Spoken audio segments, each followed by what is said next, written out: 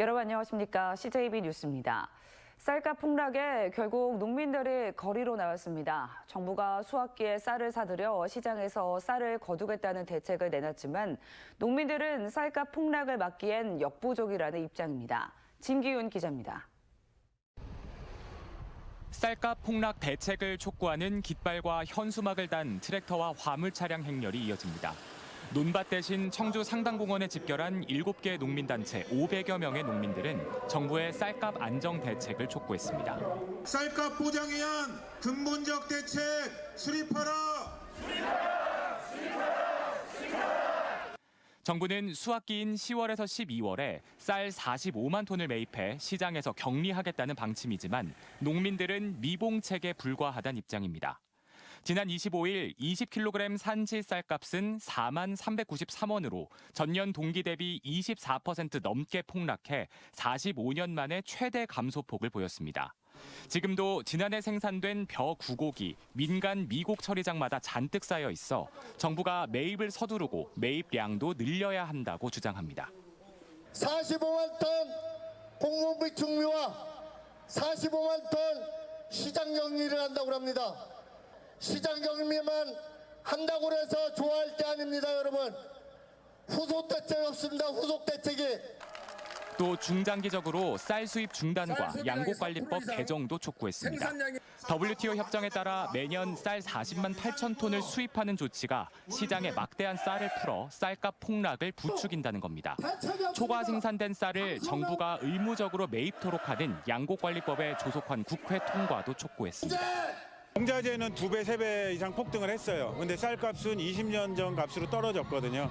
지금은 농사 져봐야 사실은 손해 봅니다, 오히려. 농민들이 이렇게 어렵다라는 거를 알리고 싶은 마음으로. 농민들은 근본적인 쌀값 안정 대책이 마련되지 않을 경우 야적 시위 등 추가 집회를 예고했습니다. CJB 진기훈입니다.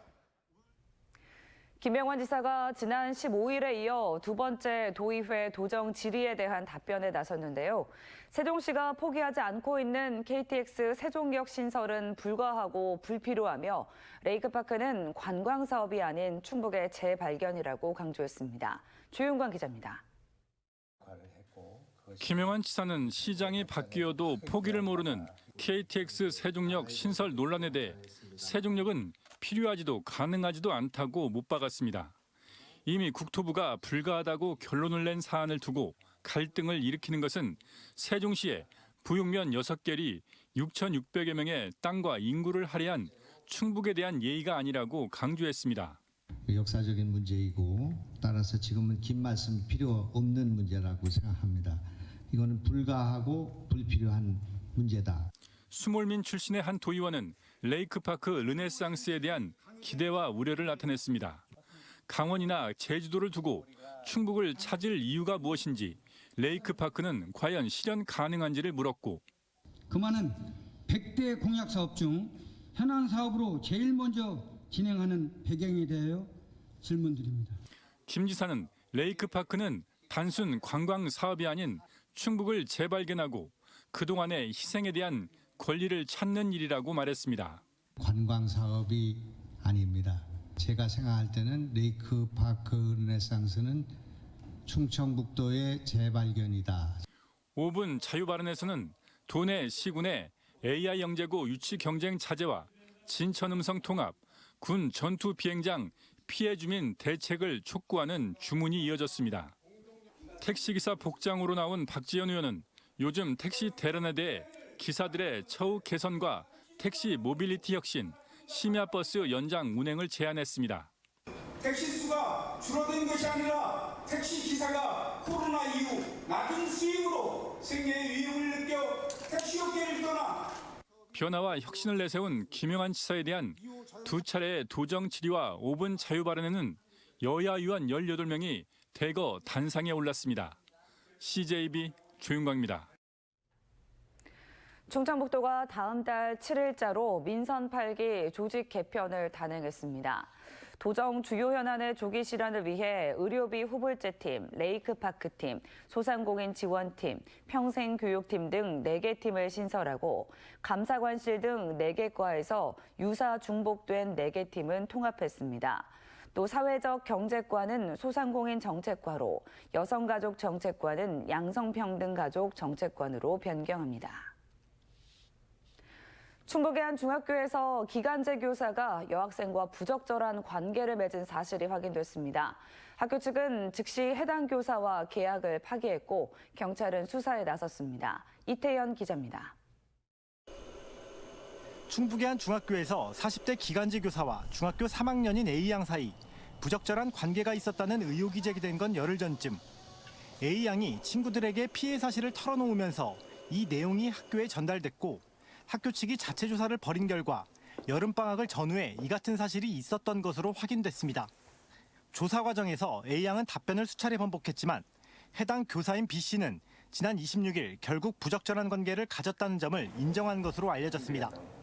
진술을 확보한 학교는 B씨와의 계약을 즉시 파기했고 경찰에 수사를 의뢰한 상태입니다. 교육청 관계자는 정식 교육공무원이 아닌 기간제 교사의 경우 수사 결과와 상관없이 학교에 문제를 야기할 경우 계약을 파기한다는 내용의 조항이 있어 즉시 B씨와의 계약을 해지했다고 밝혔습니다. 경찰도 수사를 벌이고 있습니다. 19세 이상의 성인이 16세 미만의 미성년자와 성관계를 가진 경우 이는 동의 여부와 관계없이 미성년자에 대한 간음 추행 혐의가 적용됩니다. 경찰은 피해 학생과 학교 관계자 등을 대상으로 사실관계를 정리한 뒤 B씨를 소환해 조사할 방침입니다. CJB 이태현입니다. 청원생명축제 개막이 하루 앞으로 다가왔습니다. 3년 만에 열리는 청원생명축제는 사전 입장권 판매량이 이미 지난 2019년 전체 입장권 판매량을 뛰어넘는 등 뜨거운 관심을 받고 있습니다. 홍우표 기자입니다. 청원생명축제 개막을 앞두고 메인 무대 설치가 마무리 단계에 접어들었습니다. 올해 청원생명축제의 가장 큰 특징 가운데 하나는 메인 무대를 축제장의 중심부로 옮겨 관람객이 찾기 쉽도록 했다는 데 있습니다. 이 무대에서는 장민호와 홍진영 등이 출연하는 개막 축하 음악회와 청원생명 가요제 등 모두 100차례가 넘는 크고 작은 공연이 매일 펼쳐지게 됩니다. 1억 원 가까운 비용이 들어가는 화려한 꽃탑 같은 허례허식을 과감히 버리고 보이는 곳곳에 아기자기한 꽃밭을 만들어 눈요깃거리를 다양화했습니다. 밤에는 처음으로 설치한 경관 조명이 관람객들의 눈을 즐겁게 합니다. 청원생명축제는 무엇보다 농산물 판매와 먹거리 축제로 소문이 나 있습니다. 소고기를 저렴한 가격에 구매해 행사장에서 즉석에서 구워 먹을 수 있고 사전 예약을 통해 가족 시식 공간을 별도로 사용할 수도 있습니다. 청원 생명쌀과 꿀 등 지역 농특산품도 저렴한 가격에 구매할 수 있습니다. 행사 기간 청주 밀레니엄 타운에서는 셔틀버스가 운행되고 주차장도 대폭 확충해 관람 편의를 도모했습니다. 농촌 테마를 주제로 한 또 농촌 생명을 주제로 한 우리나라 대표 농축산물 축제를 할 수 있습니다. 입장권을 사갖고 100% 물건으로 교환하고 또 그것으로 또 뭐 식사권으로도 이용하실 수도 있고. 3년 만에 재개되는 청원생명축제는 이미 사전 입장권 판매량이 5억 원어치로 지난 2019년 당시 예매량을 훌쩍 넘어서면서 축제에 목말랐던 시민들의 기대를 보여주고 있습니다. 청원생명축제는 다음 달 10일까지 오창읍 미래지농촌 테마공원에서 11일간 이어집니다. CJB 홍우표입니다. 울산광역시에서 열리는 제103회 전국체전 개막을 앞두고 충북 선수단이 결단식을 가졌습니다. 선수단과 체육 관계자들이 참석한 가운데 열린 결단식에서 충북 선수단은 원정대회 역대 최고 성적인 종합 6위 달성을 목표로 최선을 다할 것을 결의했습니다. 충북 지역 소비자들은 우리 경제 상황에 대한 인식이 여전히 비관적인 것으로 집계됐습니다.